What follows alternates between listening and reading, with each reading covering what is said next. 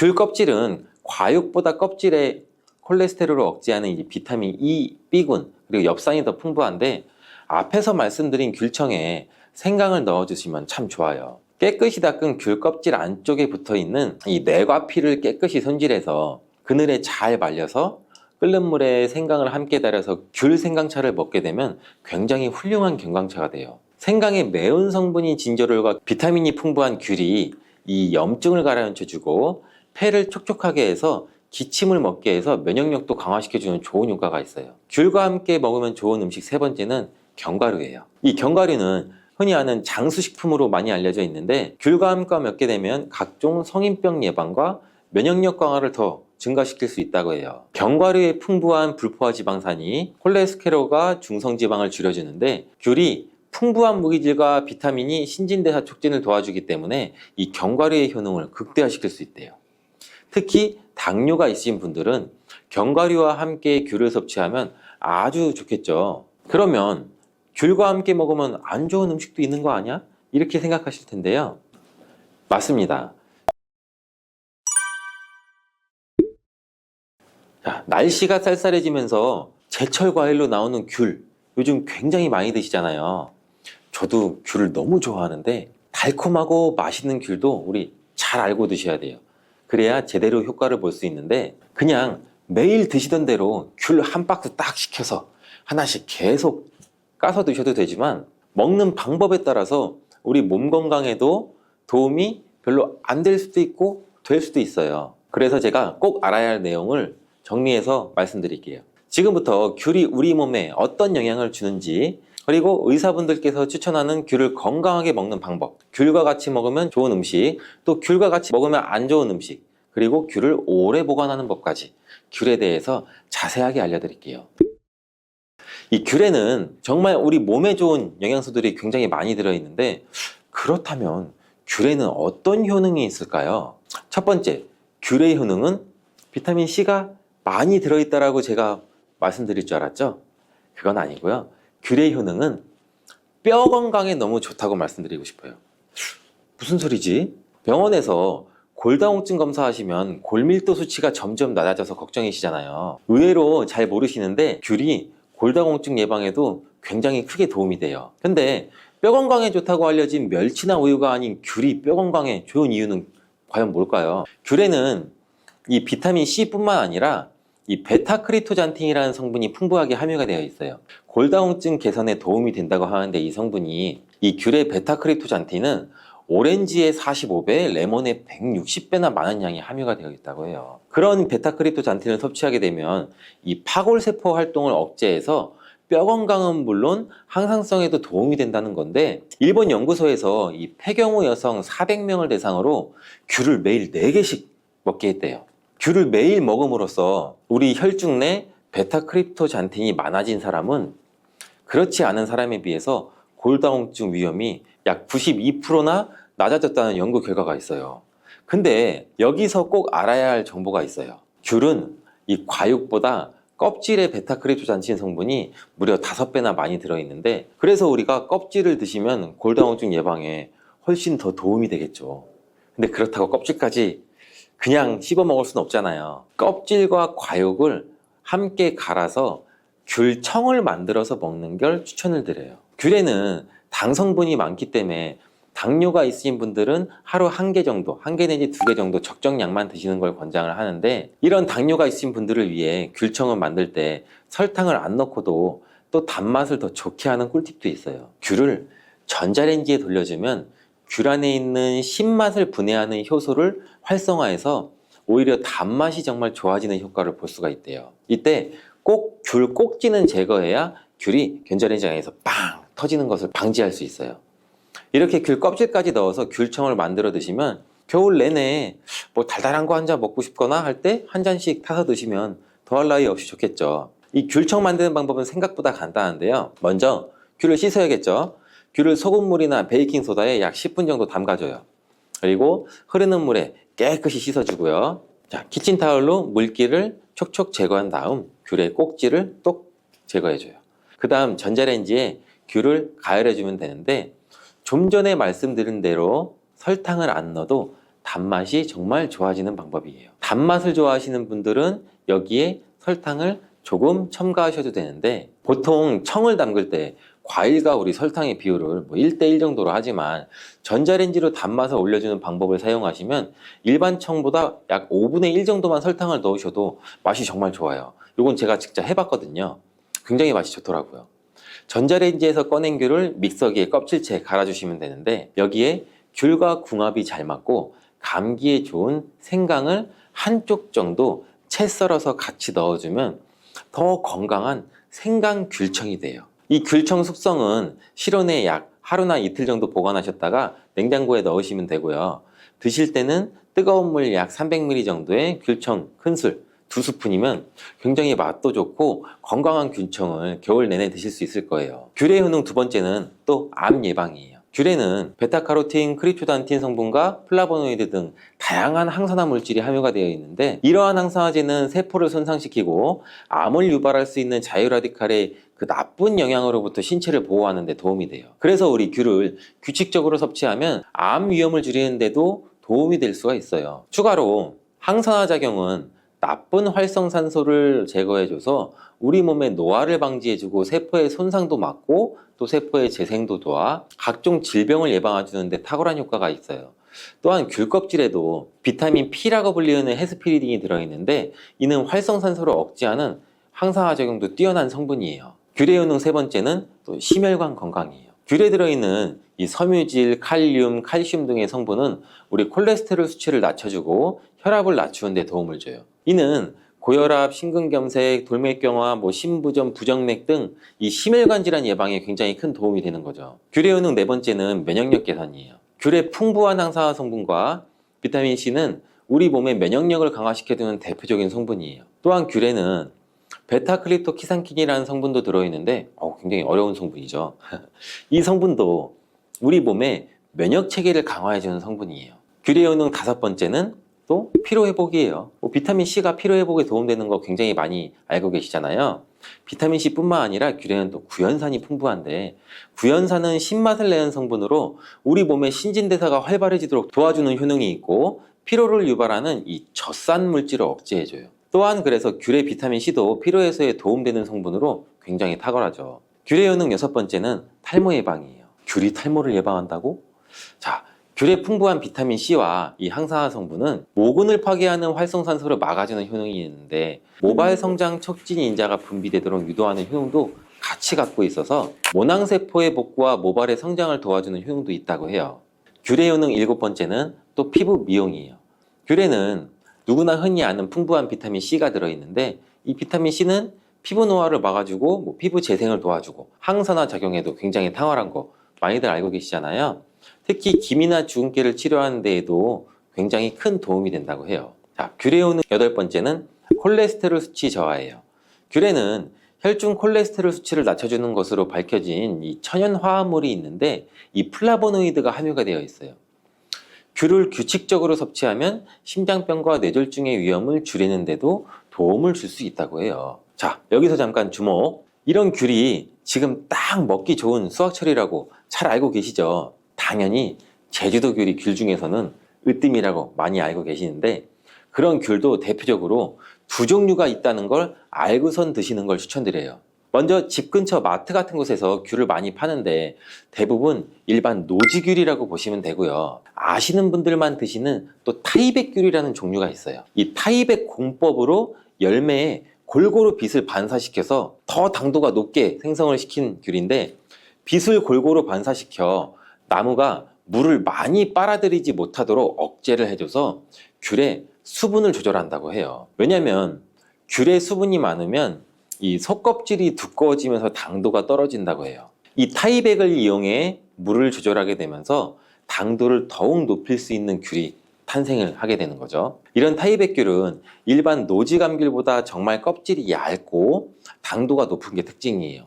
근데 이렇게 귤만 먹어도 좋은데 귤과 같이 먹으면 환상궁합의 음식이 있다는 거 혹시 알고 계세요? 귤과 함께 먹으면 굉장히 좋은 음식, 첫 번째는 고구마예요. 이 새콤한 귤과 달달한 고구마는 맛의 궁합도 좋지만 영양적으로도 찰떡궁합이에요. 귤 한 개에는 약 비타민 C 30g이 함유가 되어 있는데, 고구마에도 비타민 C가 풍부하게 들어있어요. 귤과 함께 섭취하면 큰 시너지 효과를 얻을 수가 있겠죠. 귤과 고구마의 여러 비타민은 우리 몸에서 서로 잘 섞여서 서로 흡수가 잘 되도록 도와줘요. 항산화 효과와 감기 예방을 2배로 올려주는 좋은 음식 궁합이에요.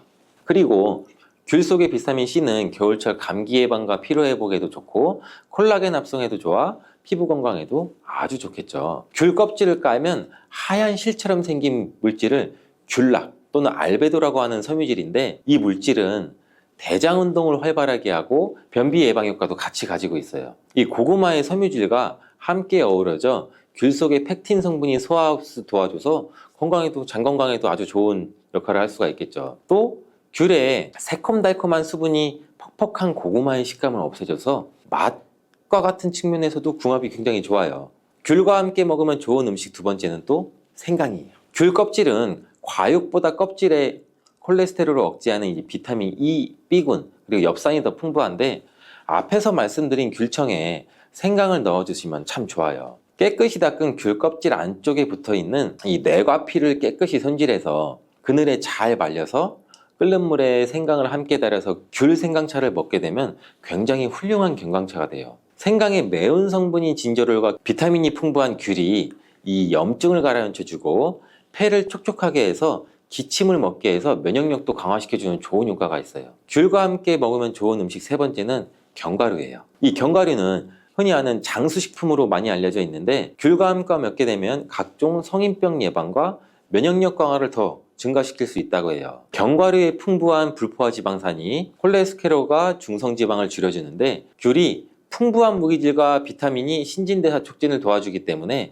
이 견과류의 효능을 극대화시킬 수 있대요. 특히 당뇨가 있으신 분들은 견과류와 함께 귤을 섭취하면 아주 좋겠죠. 그러면 귤과 함께 먹으면 안 좋은 음식도 있는 거 아니야? 이렇게 생각하실 텐데요. 맞습니다. 귤과 함께 먹으면 안 좋은 음식도 있는데 바로 한번 알아볼게요. 귤과 함께 먹으면 안 좋은 음식은 비타민 A가 풍부한 당근, 호박, 가지는 귤과 궁합이 잘 맞지 않아요. 굉장히 의외죠. 왜냐하면 이 당근, 호박, 가지 속에 비타민 C를 파괴하는 이 아스코르비나아제라는 효소가 들어있기 때문인데요. 이 효소가 비타민 C를 파괴해서 귤의 효능을 감소시켜요. 한 가지 더, 귤과 함께 먹으면 안 좋은 음식은 우유예요. 이 우유의 칼슘 성분과 귤의 비타민 성분이 만나면 건강상 도움을 줄 것 같지만 이 소화에는 좋지 않은 궁합이에요. 그 이유가 이 우유 단백질인 카제인은 이 신맛이 나는 과일인 귤의 산과 만나면 엉기면서 응고가 돼서 덩어리가 되고, 또 위산을 만나 또 응고가 돼요. 그럼 덩어리가 계속 커지겠죠? 그 때문에 소화 흡수 기간이 길어지게 돼요. 위에도 부담이 되고, 그래서 귤이나 신맛 나는 과일을 많이 먹고 우유를 드시면 속이 더부룩하고 오히려 소화불량이 발생할 수가 있어요. 여기서 또 한 가지 팁을 드리면, 귤을 박스채 주문해서 많이 드시는데 지금부터 주의하셔야 할 게 있어요. 귤 드시다가 굴 표면에 하얗게 곰팡이 낀 거 있으시면 혹시 어떻게 드세요? 그 부분만 잘라내고 드시나요? 그러시면 절대 안 돼요. 이 곰팡이가 핀 부분이 작아 보이지만 실제로는 귤 안쪽 전체에 깊숙이 그 곰팡이균이 침투해 있는 상태인데요.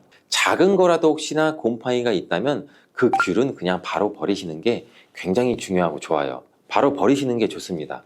아깝다고 드시면 신장도 망가지고 간에도 안 좋고 심지어 폐에 염증도 생길 수가 있어요. 그래서 보관 방법이 정말 중요한데요.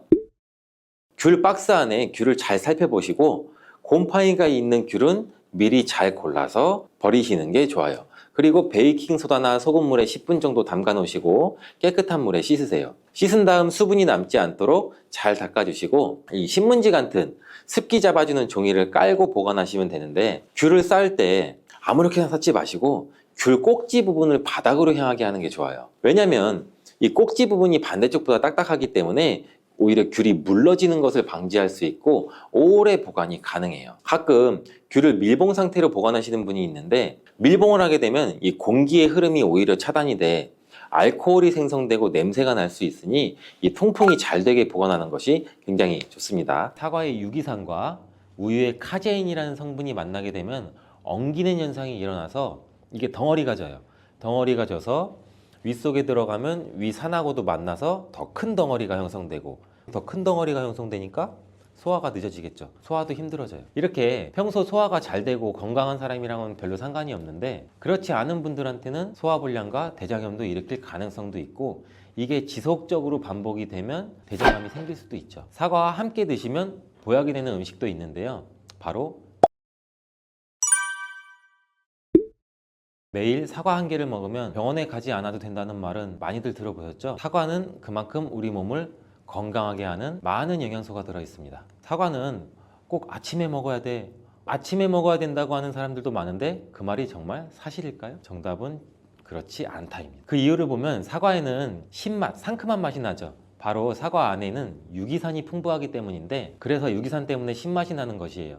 이 유기산은 우리 몸에 이로운 정도 있지만 평소에 속쓰림이 자주 있거나 위염, 식도염이 있는 분들이 아침에 공복에 사과를 먹게 되면 우리 몸의 위 점막에 심한 자극을 줄 수 있어요. 빈속에 안 그래도 속이 쓰리신 분도 많은데 음식물이 있을 때 위 안에서 위산이 분비되고 위액이 분비돼야 중화가 되면서 우리 위도 코팅이 되고 건강한데 음식이 없을 때 위산이 분비되면 오히려 위벽을 깎아먹게 되는 효과를 나타내거든요. 그래서 평소에 위가 약하거나 위염이 있으신 분들, 역류성 식도염이 있으신 분들, 이러신 분들 같은 경우에는 공복에 사과를 드시는 게 오히려 독이 될 수가 있습니다. 또한 마늘과 파 같은 음식은 열을 내는 음식이라고 하면 우리 사과는 우리 몸을 차갑게 하는 과일이라서 몸이 찬 분들은 사과를 드실 때 또 주의를 하셔야 돼요. 위염 같은 증상이 있는 분들은 공복에 사과를 드시면 사과가 소화도 되지 않고 설사를 하게 될 가능성도 높고 평소에 아랫배가 차거나 손발이 차서 수족냉증에 걸리신 분들도 많으시고 혈액순환도 안 되고 또 생리기간 중에 있으신 여성분들도 사과를 드실 때는 주의하셔야 됩니다. 이런 분들이 사과를 드실 때는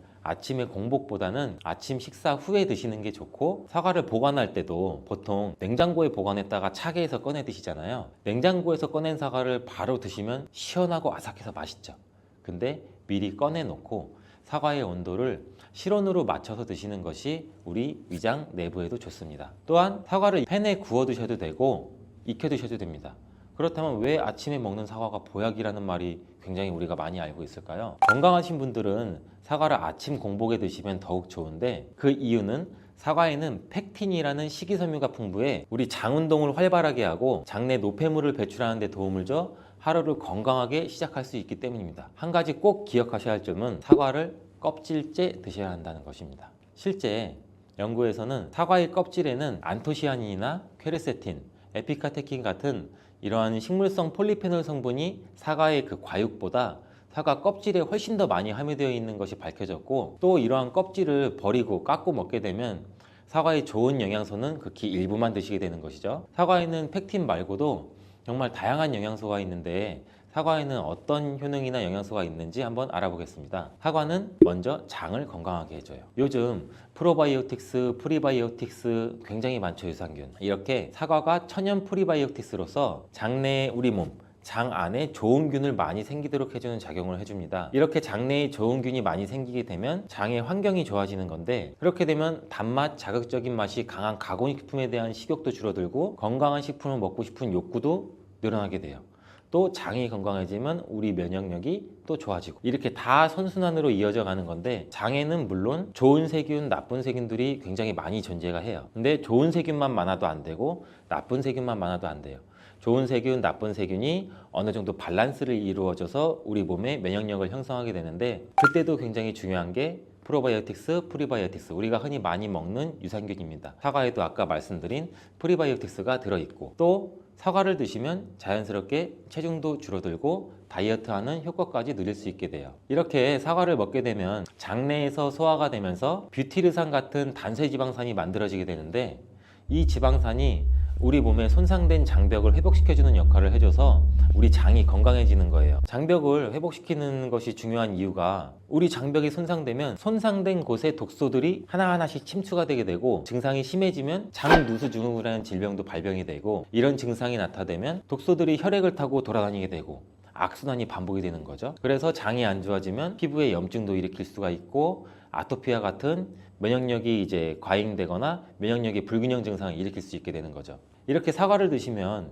이런 증상을 예방해 장이 건강해져 피부도 탄력 있게 밝아지게 하는 효과도 있고 사과 속의 풍부한 펙틴이 아까 장 운동도 활발하게 한다고 말씀드렸잖아요. 그렇게 되면 암을 유발할 수 있는 물질들이 장 내에 오래 머물지 못하고 결국 대장암의 발병률도 서서히 줄어들게 되죠. 그리고 사과는 혈관도 깨끗하게 해주는데, 혈관을 깨끗하게 해주면 뇌졸중, 고혈압, 심근경색, 그런 혈관 질환도 같이 예방할 수 있게 되고, 이렇게 혈관에 활성산소가 많아지게 되면 혈전이 생겨 혈액순환을 방해하기도 하고 혈관세포를 손상시켜 노화를 촉진시키기도 하는데, 이러한 활성산소를 제거해주는 게 우리가 흔히 알고 있는 항산화 영양제라고 해요. 말 그대로 활성산소가 우리 세포의 노화를 촉진시켜주고 우리 세포를 더 늙게 만들거든요. 이러한 것을 제거해주는 항산화 영양소를 같이 섭취해주는 것도 매우 중요한데, 그 항산화 영양소도 사과에 들어있다는 것을 알고 계시면 좋을 것 같습니다. 또한 이러한 활성산소를 제거해서 혈전이 생기는 것을 억제하는데 가장 큰 역할을 하는 게 플라보노이드 계열의 루틴이라는 성분인데, 이 루틴이 사과에 굉장히 많이 들어있어요. 또한 사과에는 칼륨도 굉장히 많이 함유되어 있어서, 칼륨은 혈관 내에 나트륨을 몸 밖으로 배출해주는 역할을 해요. 나트륨은 수분을 흡수하는데 칼륨이 부족하면 나트륨도 배출되지 않습니다. 이 나트륨은 혈압이 상승하며 혈관에 노폐물을 쌓이게 만드는데, 사과를 섭취해서 칼륨을 공급해주면 혈압도 방지할 수 있고 노폐물을 배출시켜주는 역할도 같이 할 수 있습니다. 또한 이러한 칼륨은 혈관을 확장시키는 작용을 해서 혈액순환도 원활하게 하고 심장 박동도 안정시키고 심장의 기능도 강화하는 데 도움을 줄 수 있는 성분이에요. 근데 여기서 한 가지 주의할 점을 알려드릴게요. 활성산소가 혈관을 손상시킨다고 했잖아요. 근데 사과를 잘못 드시면 오히려 활성산소가 굉장히 많이 생기게 돼요. 바로 갈변된 사과를 드시는 것입니다. 사과를 먹고 남게 되면 밀폐 용기에 담아 보관했다가 나중에 드시는 경우 굉장히 많잖아요.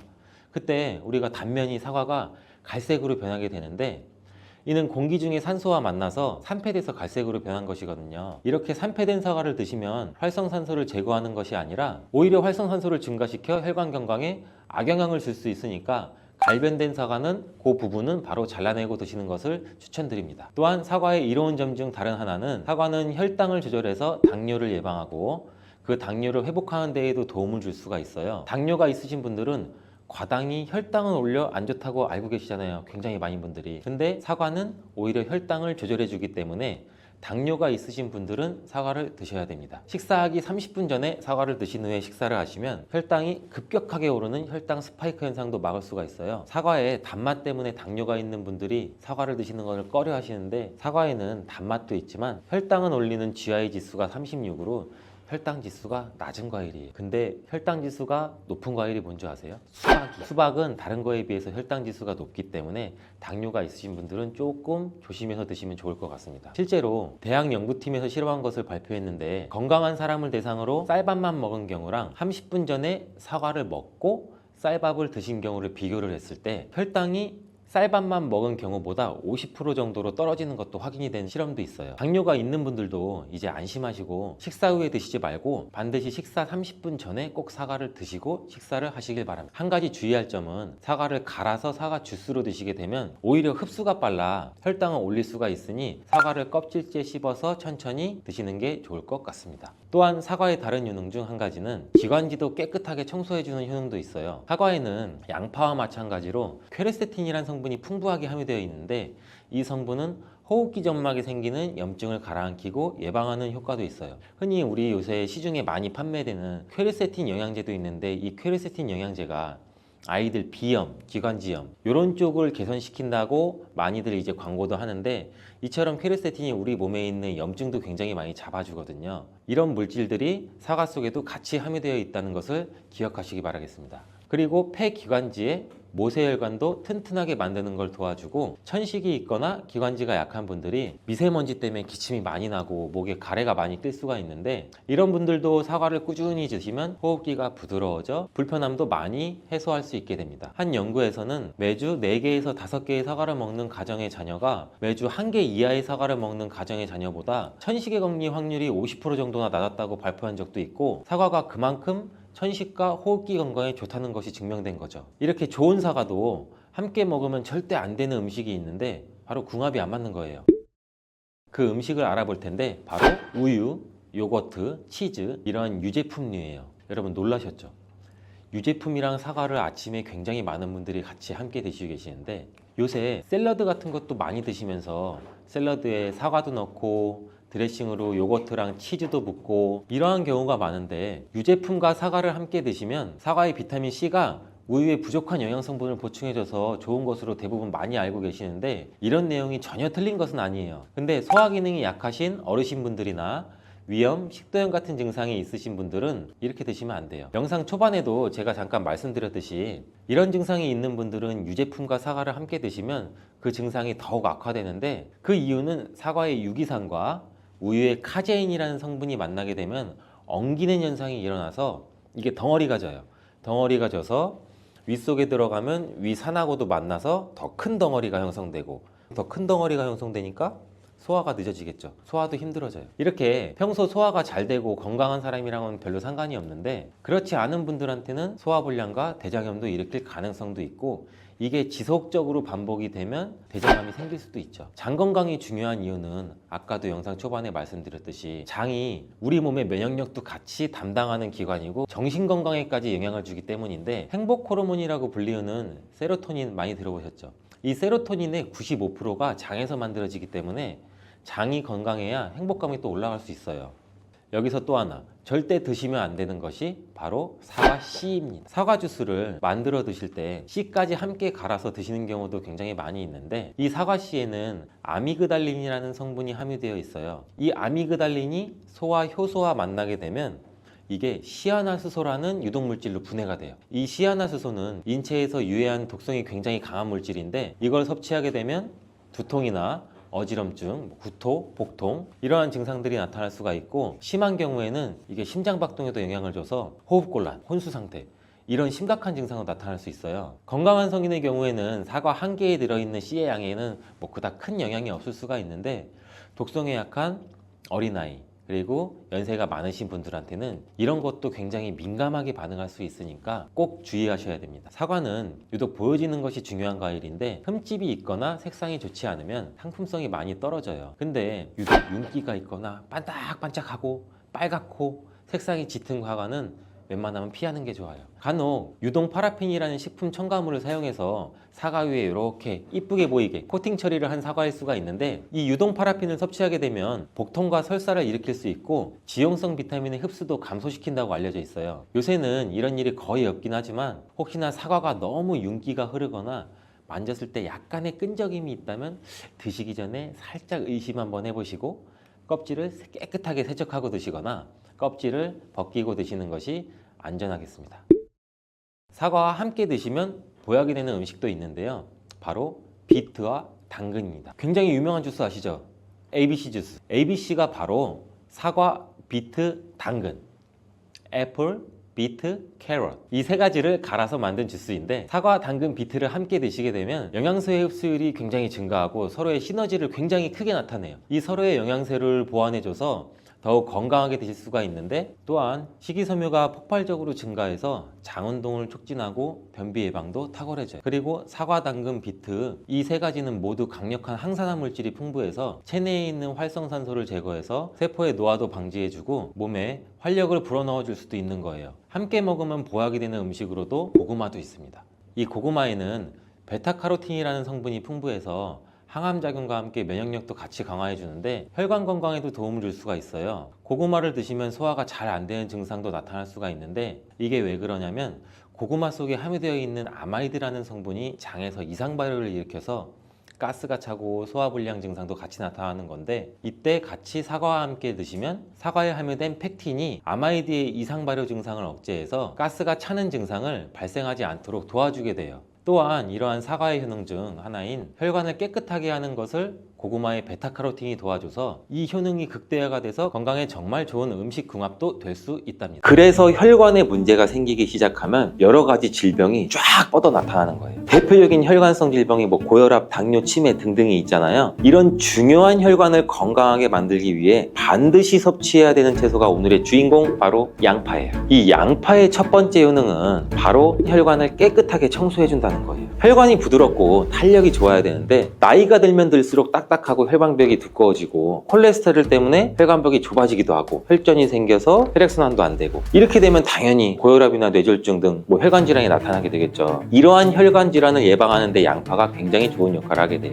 양파에는 혈관 질환에 도움을 주는 중요한 성분 2가지가 들어있는데 양파를 썰면 눈물을 나도록 하는 성분이 알리네이즈라는 성분이에요. 알리네이즈는 휘발성이기 때문에 눈이 메어지는 건데 이 성분은 항산화 작용이 뛰어나서 활성산소를 제거해서 혈관이 손상되는 것을 막아주겠죠. 양파 이렇게 드시면 오히려 건강에 독이 될 수가 있어요. 식탁 위의 혈관 청소부라는 양파는 많은 요리에 사용되는 우리나라에게 너무 익숙한 채소죠. 중국 사람들이 돼지 기름으로 요리한 음식을 또 굉장히 많이 드시잖아요. 이 혈관 질환에 잘 걸리지 않는 이유 중 하나가 바로 양파를 많이 먹기 때문이라고 해요. 이 양파는 혈관 청소 외에도 정말 다양한 효능이 있는데 아무리 좋은 양파도 잘못 먹으면 오히려 건강을 해치는 독이 될 수가 있어요. 양파의 효능 4가지와 양파를 어떻게 먹어야 하는지, 양파를 드실 때 주의해야 할 점, 양파를 먹으면 효능이 배가 되는 음식까지 양파에 대한 모든 것 알려드릴게요.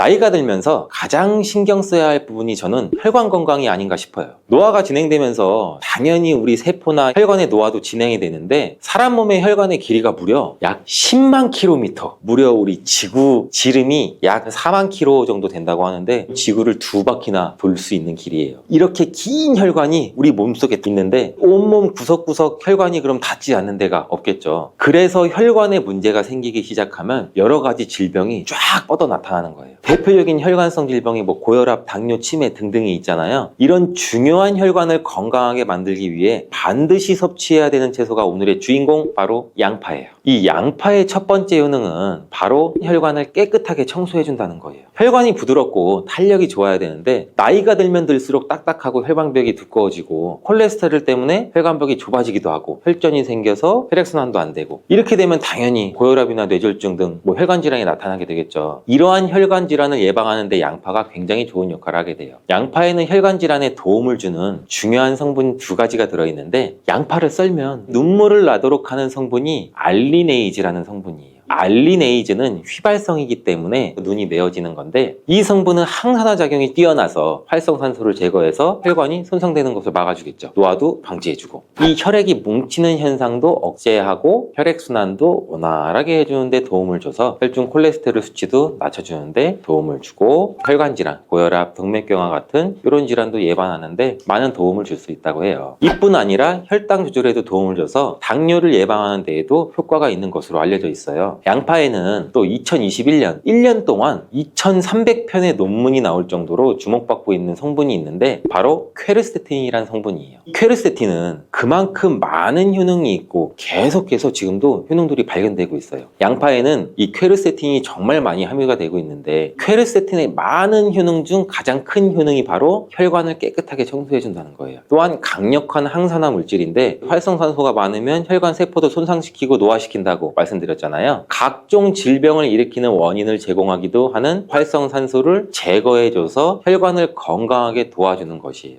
염증도 같이 잡아주고 암도 예방하고 비염에도 도움을 주는 효능도 있다고 많이들 알려져 있죠. 그렇다면 이 퀘르세틴은 양파 전체에 골고루 함유되어 있을까요? 그렇지 않습니다. 양파는 보통 9겹 정도로 이루어져 있는데 퀘르세틴은 바깥쪽으로 갈수록 함량이 높아져요. 양파의 속살보다는 껍질의 퀘르세틴 함량이 약 30배에서 100배 정도 높게 함유가 되어 있대요. 그래서 이 퀘르세틴을 많이 섭취하려면 양파를 껍질을 드셔야 되는데 양파 껍질을 먹을 수 있는 방법으로는 차를 우려서 드시는 것을 많이들 권장을 하셔. 시중에 나와 있는 양파 껍질 차를 구매해서 따뜻한 물에 우려서 드신다면 퀘르세틴을 제대로 흡수하지 못해요. 이 양파 껍질에서 퀘르세틴을 용출해서 차로 드시려면 양파 껍질을 1리터 물에 약 20분 정도 센 불로 끓여주시다가 약불로 30분 정도 더 끓여서 드시면 퀘르세틴이 잘 우려난다고 해요. 이렇게 양파 껍질 끓인 물을 따뜻하게 차로 드셔도 되고 냉장고에 보관하셨다가 시원하게 드셔도 좋아요. 양파의 2번째 효능은 또 항바이러스 작용이에요. 우리 장염이나 감기 또 바이러스성 대상포진 걸리셨다면 양파를 드시면 도움을 받을 수 있어요. 이런 증상이 있으시면 우리 몸이 바이러스에 감염이 되었다는 건데 양파에 퀘르세틴이라는 성분이 많이 함유되어 있다고 했잖아요. 바로 이 퀘르세틴의 효능 중 바이러스를 사면시켜주는 효능이 있기 때문에 도움을 받을 수가 있어요. 감기 독감과 같은 이 호흡기 바이러스에 특히 효능이 좋은 것으로 알려져 있는데, 이 효능은 비타민 C와 함께 드시면 또 효과가 극대화되는데, 양파에는 비타민 C도 함유가 되어 있어요. 항바이러스 효과가 굉장히 뛰어나겠죠. 또 양파에는 알리신이라는 성분도 풍부하게 함유가 되어 있는데, 이 성분도 항균 작용이 뛰어나서 퀘르세틴과 함께 몸에 들어오는 바이러스와 균들을 차단해줘서 우리 몸을 건강하게 유지시켜주는데 큰 역할을 할 수가 있죠. 또 양파의 세 번째 효능은 당뇨를 예방하고 혈당을 조절해준다는 것이에요. 당뇨는 췌장에서 인슐린 분비가 제대로 되지 않거나 인슐린의 역할을 제대로 하지 못할 때 발생하게 되잖아요. 높은 혈당이 지속되면 고혈당이라고 하고, 낮은 혈당이 지속되면 저혈당이라고 하죠. 이런 상태가 지속되는 것을 당뇨병이라고 하는데, 이럴 때 혈당을 조절해주는 성분이 바로 인슐린인데, 이 인슐린은 혈당 수치를 적절하게 유지하는 역할을 해줄 뿐 아니라 남는 포도당을 지방으로 저장하는 역할도 해줘요. 또 양파에는 크롬이라는 성분, 미네랄이 풍부한데, 크롬은 천연 인슐린이라는 별명이 있을 정도로 혈당을 조절하는데 탁월한 효능도 가지고 있어요. 혈당 조절 건강기능식품을 보시면 빠지지 않고 크롬이 함유되어 있는 걸 보실 수가 있죠. 또한 포도당 대사의 항상성도 유지를 시켜주고, 혈전이 생기는 것도 방지해주고, 혈액순환도 원활하게 하는데 도움을 줄 수가 있어요.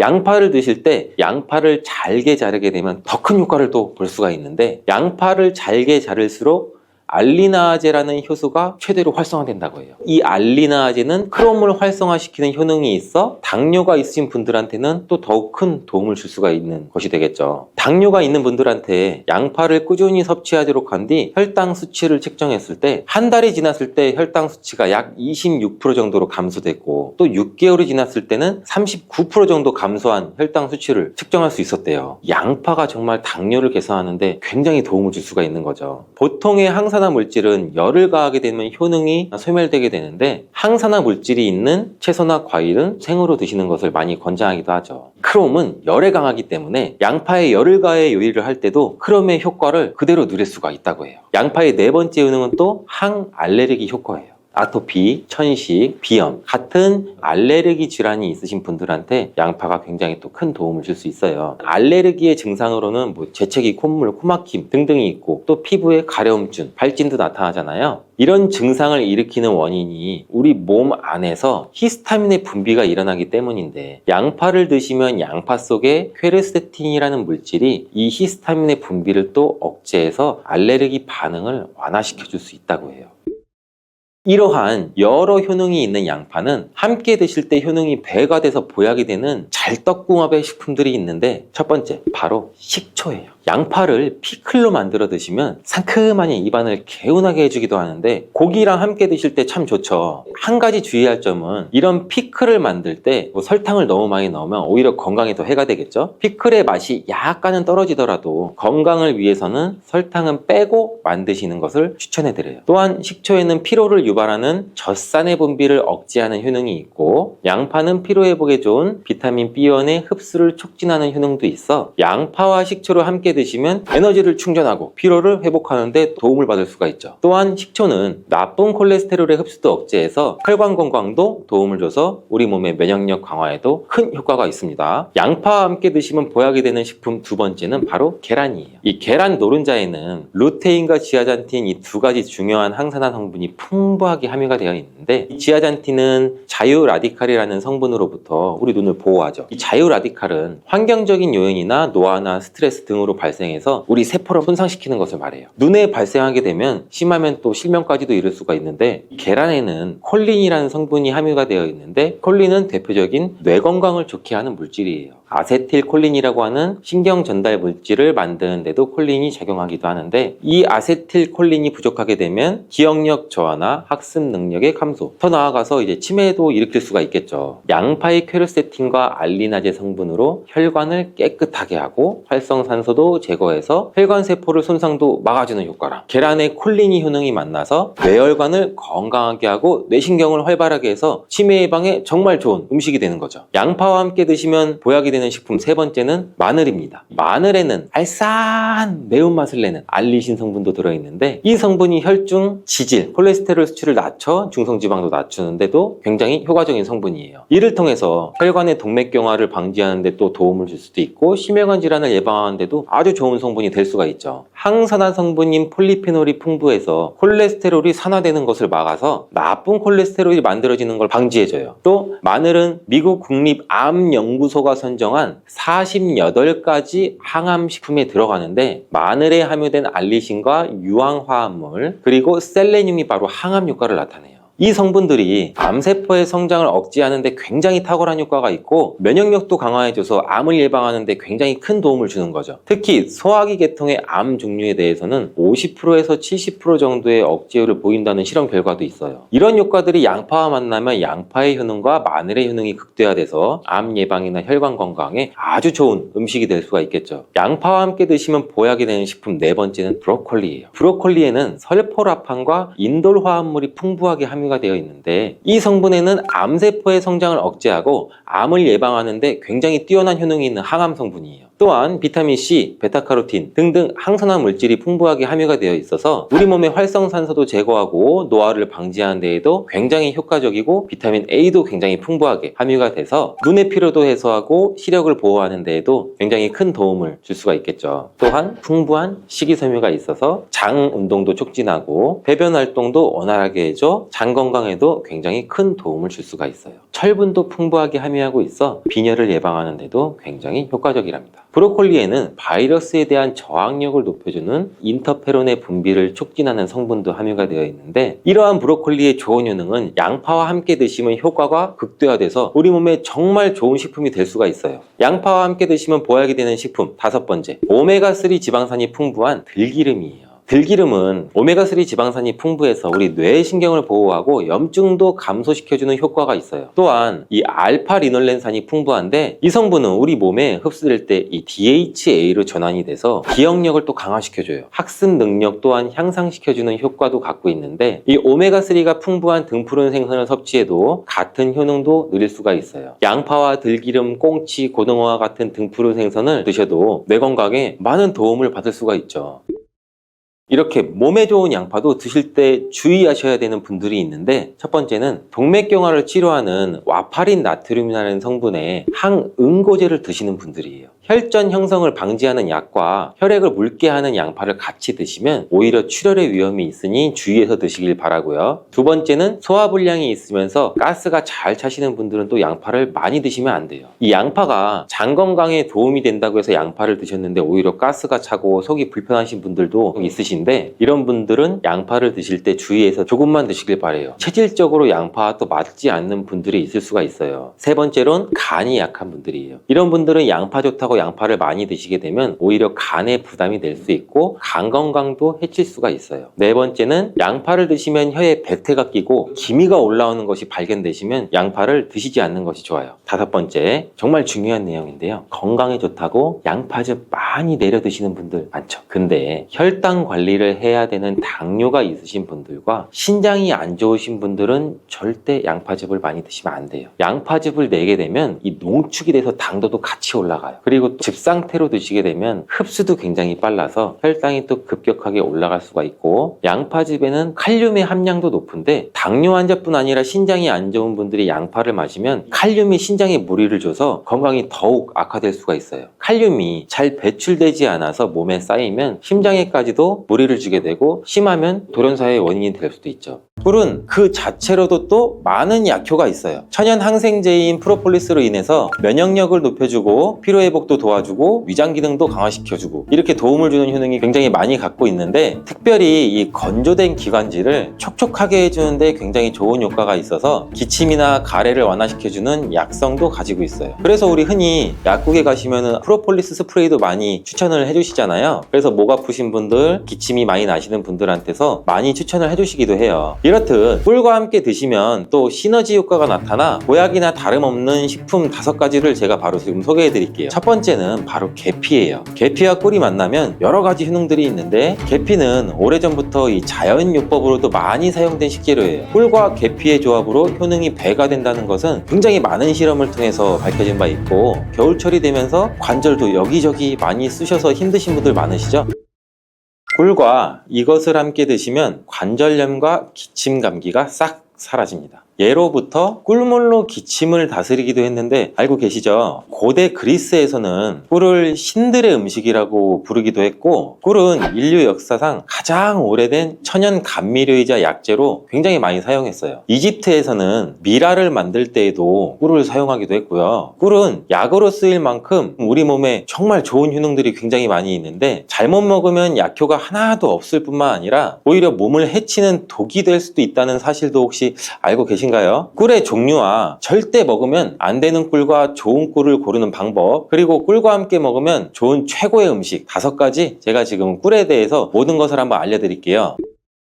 이 꿀에는 굉장히 여러 종류가 있는데, 꿀벌들이 꽃을 통해서 꿀을 만드는 것은 뭐 누구나 잘 알고 계신 거죠. 꿀벌이 꽃의 밀선에서 분비되는 자당을 먹었다가 다시 토해내는 과정을 거치는데, 꿀벌의 효소에 의해서 과당과 포도당으로 또 분해가 돼요. 그래서 점성이 있는 액체가 되죠. 이것이 우리가 아는 꿀이 되는 거예요. 또 꽃의 종류에 따라서 꿀의 이름도 달라지게 돼요. 우리가 잘 알고 흔히 볼 수 있는 아카시아 꿀, 굉장히 유명하죠. 그 외에도 밤꿀, 쌀이꿀, 유채꿀 뭐 등등 꽃의 종류에 따라서 꿀의 맛과 향이 조금씩 다른 특징이 있죠. 여러 가지 꽃을 통해 만들어진 꿀은 잡화꿀이라고 그래요. 이런 꽃을 통해서 만들어진 이 천연꿀 말고 벌에게 억지로 설탕을 먹여서 만든 꿀이 있는데, 이거는 또 사양꿀이라고 하죠. 이 사양꿀은 일반적으로 천연꿀에 비해서 가격은 상대적으로 저렴하고 대량으로 생산이 가능하다는 장점이 있죠. 하지만 이 사양꿀은 천연꿀에 비해서 영양가가 낮고 인공적인 향과 맛이 첨가될 수가 있어요. 따라서 우리는 꿀을 선택할 때 사양꿀인지 천연꿀인지 확인을 기본적으로 하시고 구매를 하셔야 되는데, 꿀에 사양꿀인지 천연꿀인지는 표기가 되어 있지 않은 경우도 많아요. 이때는 탄소 동위원소 비율을 확인하시면 구분할 수 있어요. 천연꿀의 탄소 동위원소 비율은 22%에서 33% 정도 되고, 이 탄소 동위원소 비율이 낮을수록 좋은 꿀이라고 해요. 사양꿀이나 꿀 음료는 거의 설탕물이나 다름없으니 반드시 천연꿀을 구매해서 드시기를 바래요. 꿀을 보관하는 방법을 알려드리자면, 꿀은 절대로 썩지 않는다는 말도 있어요. 그 이유는 꿀에는 향균 작용이 있는 이 프로폴리스 성분이 포함되어 있기 때문인데, 주의하실 것은 직사광선이 없는 서늘한 곳에 보관하시고, 꿀을 덜으실 때는 이 오염되지 않은 스푼 같은 것을 사용하시면 좋습니다. 가끔 꿀을 냉장고에 보관하시는 분들이 있는데, 꿀을 냉장고에 보관하면 하얀 침전물이 생길 수가 있어요. 그리고 또 오래되면 층이 분리되는 현상이 나타날 수 있으니 주의하시는 게 좋고요. 꿀은 그 자체로도 또 많은 약효가 있어요. 천연 항생제인 프로폴리스로 인해서 면역력을 높여주고 피로회복도 도와주고 위장 기능도 강화시켜주고, 이렇게 도움을 주는 효능이 굉장히 많이 갖고 있는데, 특별히 이 건조된 기관지를 촉촉하게 해주는데 굉장히 좋은 효과가 있어서 기침이나 가래를 완화시켜주는 약성도 가지고 있어요. 그래서 우리 흔히 약국에 가시면 프로폴리스 스프레이도 많이 추천을 해주시잖아요. 그래서 목 아프신 분들, 기침이 많이 나시는 분들한테서 많이 추천을 해주시기도 해요. 이렇듯 꿀과 함께 드시면 또 시너지 효과가 나타나 보약이나 다름없는 식품 5가지를 제가 바로 지금 소개해 드릴게요.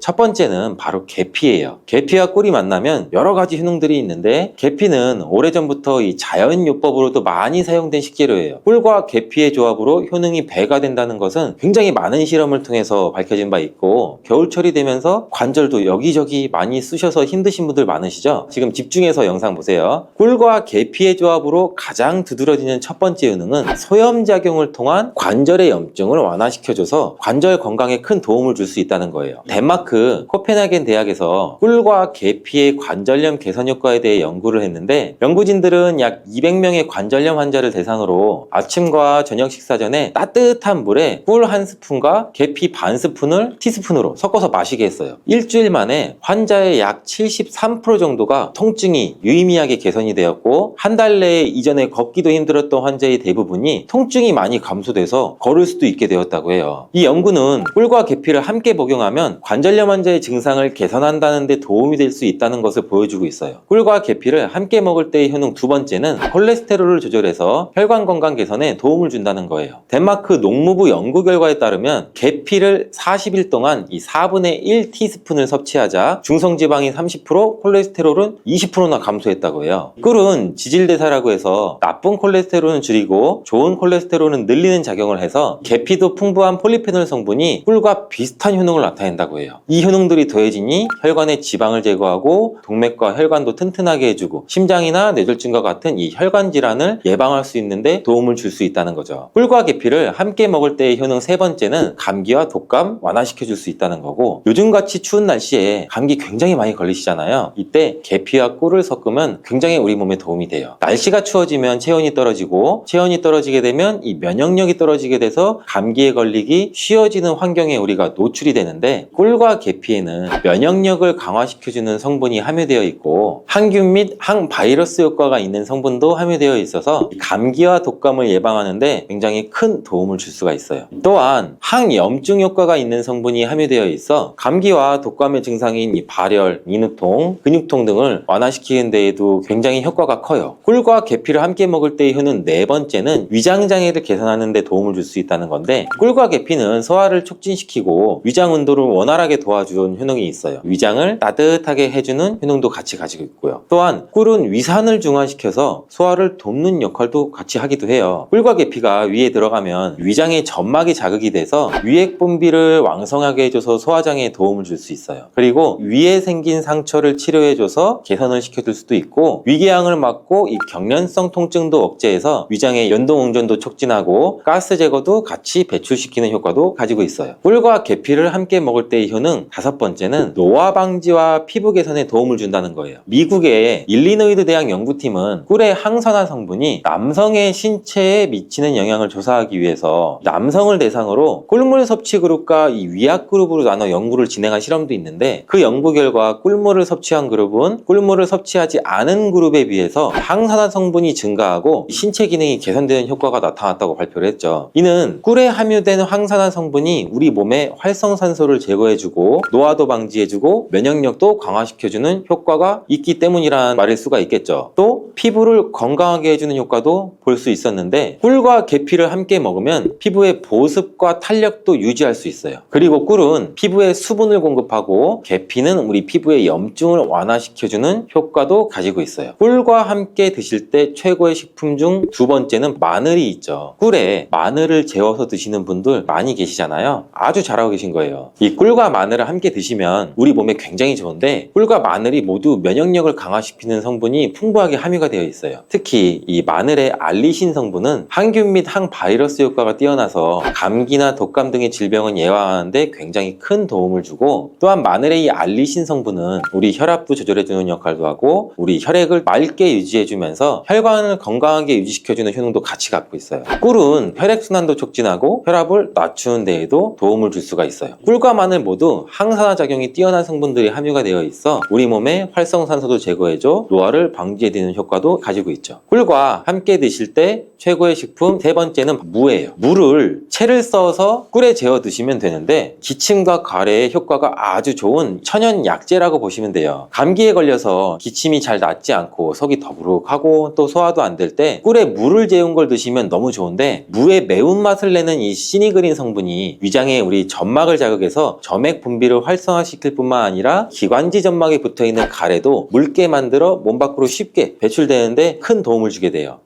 꿀은 기침의 약재로 많이 쓰이게 되는데, 영국에 있는 옥스퍼드 대학 연구팀이 감기 환자 약 1761명을 대상으로 조사한 결과 꿀을 먹은 환자는 감기 증상이 개선이 되고 치료 기간 또한 단축된다는 효과가 있었다고 보고되었는데, 한 연구에 따르면 알러지 감기 치료에 사용되는 이 항히스타민제인 디페니드라민 성분을 복용한 환자보다 꿀을 먹은 환자가 기침의 빈도와 정도가 더욱 개선되었다고 해요. 꿀과 함께 드실 때 최고의 식품 네 번째는 바로 오미자예요. 오미자와 생강과 꿀이 만나면 우리 몸의 호흡기 질환, 만성 기침에 굉장히 좋은 효능이 있는데 요즘같이 찬바람이 불면 목이 건조해지면서 마른 기침이 계속 나와 또 힘들 수가 있죠. 또 마른 기침이 계속 나지만 가래가 없는 분들 장기침이 계속 나와서 기침을 많이 하면 가슴도 아프잖아요. 그리고 또 일상생활 하는데 지장도 많이 있고 불편하신 분들이 굉장히 많잖아요. 이런 분들한테는 꿀과 오미자가 정말 좋은 조합이에요. 오미자는 폐와 기관지를 촉촉하게 해줘서 이런 마른 기침에도 효과적입니다. 꿀과 함께 드실 때 최고의 식품 5번째는 바로 생강이에요. 생강을 채로 잘게 썰거나 갈아서 꿀에 재워서 드시면 되는데 꿀 생강은 기침에 당연히 좋고 몸에 찬 기운이 돌고 혈액순환이 안 되는 것 같을 때 드시면 더욱더 좋아요. 몸을 따뜻하게 데워주는 효과가 있고 감기 초기 그리고 몸살이 났을 때도 드시면 컨디션을 회복하는데 굉장히 큰 도움을 받을 수가 있죠. 또한 소화불량일 때에도 꿀 생강을 드시면 속이 편안해지는 것도 느껴보실 수 있을 거예요.